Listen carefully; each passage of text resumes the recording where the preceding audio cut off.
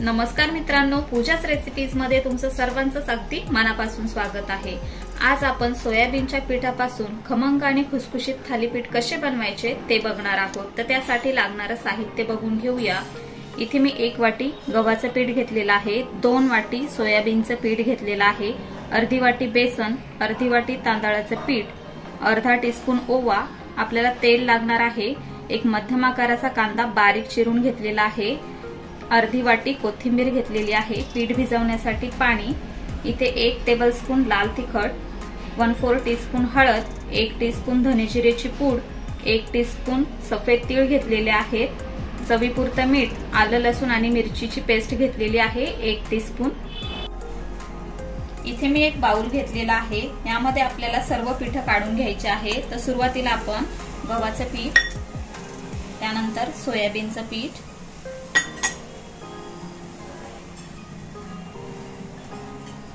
तांदळाचं पीठ,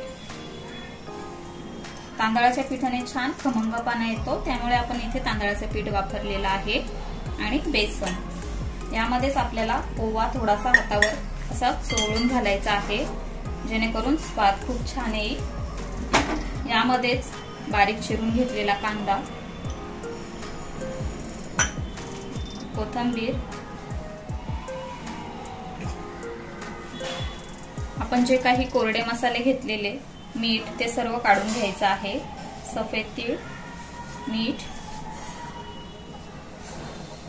हे बघा, हळद, लाल तिखट, धने जिरेची पूड, आलं मिरचीची पेस्ट जी घेतलेली ती,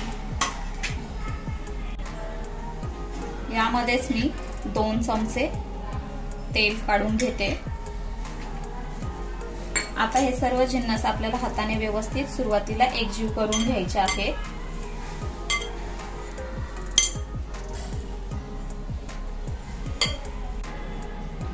यामध्ये आपल्याला आता थोडं थोडं करून पाणी घालून घ्यायचं आहे आणि हे पीठ भिजवून घ्यायचं आहे।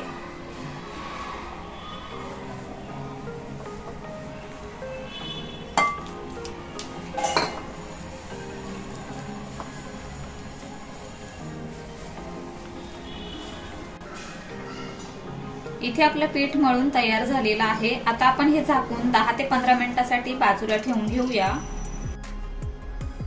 साधारणतः 10 ते 15 मिनिट झालेले आहेत। आता आपण थालीपीठ तयार करायला घेणार आहोत। तर इथे मी एक रुमाल घेतलेला आहे, हा ओला करून घेतलेला आहे। यावरती आपल्याला जेवढ्या आकाराचं थालीपीठ लाटायचं आहे तेवढाच पिठाचा गोळा आपल्याला यावरती काढून घ्यायचा आहे। हे बघा, वरतून थोडासा पाण्याचा किंवा तेलाचा हात लावून हे थालीपीठ आपल्याला या प्रकारे थापून घ्यायचं आहे।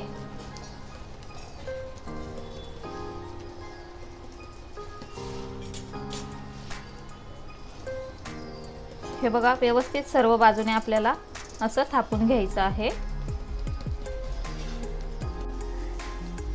थालीपीठ इथे मी थापून घेतलेलं आहे, मध्ये एक आपण होल करून घेऊया। हे बघा, आता आपण हे तव्यावर काढून घेऊया।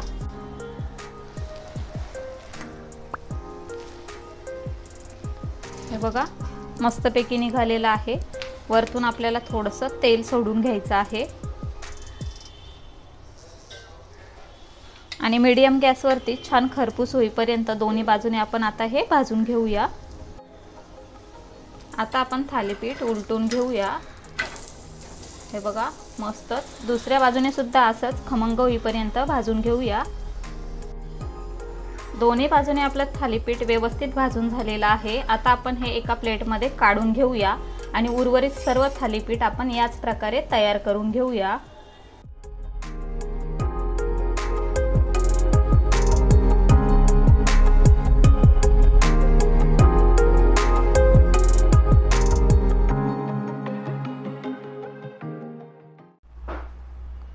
तर अशा प्रकारे इथे आपलं पौष्टिक असं सोयाबीनचं थालीपीठ बनवून तयार झालेलं आहे। यामध्ये खूप सारे प्रोटीन असतं, त्यामुळे हे तुम्ही तुमच्या मुलांना टिफिनमध्ये देऊ शकतात। हे तुम्ही टोमॅटो केचप, लोणी किंवा मग चहा सोबत सुद्धा खाऊ शकता। तर आजची रेसिपी तुम्ही सुद्धा घरी नक्की करून बघा व ती कशी झाली आहे ते आम्हाला कमेंटद्वारे नक्की कळवा।